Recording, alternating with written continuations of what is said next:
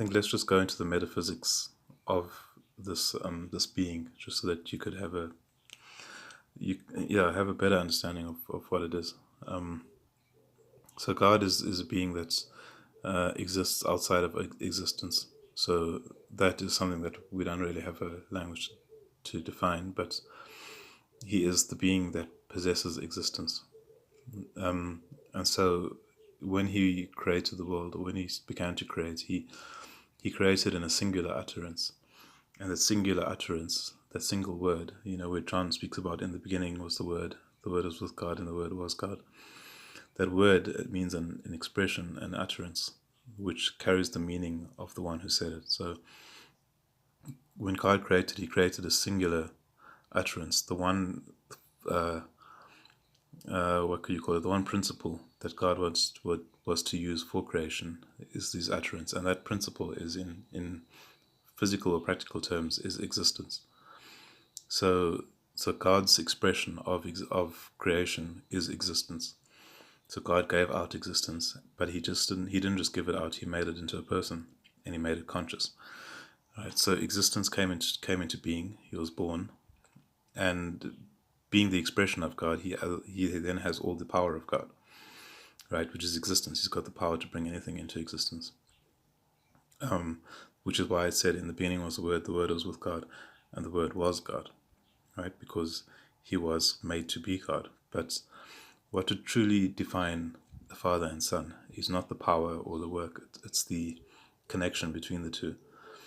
And so Jesus then, the Son of God, this Word of God, existence, had a decision to make. So the decision is, do I become God, which I have the power to be, or do I look for the one who created me?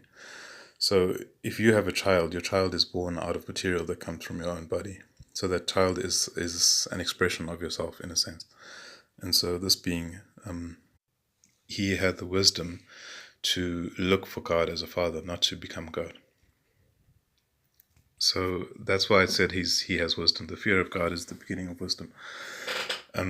So He is that wisdom. And so what they did, father and son, they established what we know now as the parent-child construct. So that was God's first creation, basically. It wasn't just making existence. It was making a child, and that child recognizing Him as a parent. And so they created the love, the bond of love. And so this is why Jesus had to be sacrificed, why He had to be born as a human and crucified, and all of that stuff is because that is the only item that can pay God.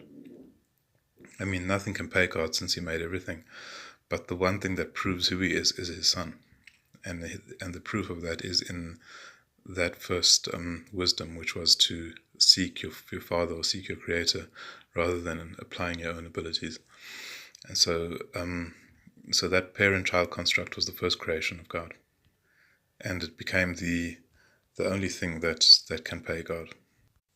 So when I talk about ultimate being, the ultimate being the Son of God, being Jesus, I'm talking about like just going through everything, all the levels, all the layers, all the entire hierarchy, and having a direct connection to the one that's on top of the hierarchy.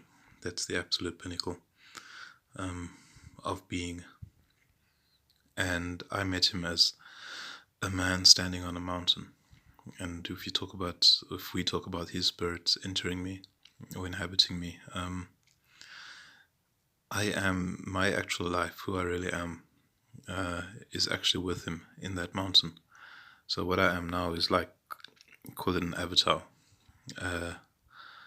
a physical incarnation of who I truly am, but I'm not in the form that I'm truly supposed to be. So that's called the resurrection, where Jesus takes humans and He transforms them from the physical or the mortal reality or the mortal body into the immortal, into the transcendental species, which is given to what's called Israel, the firstborn son of God.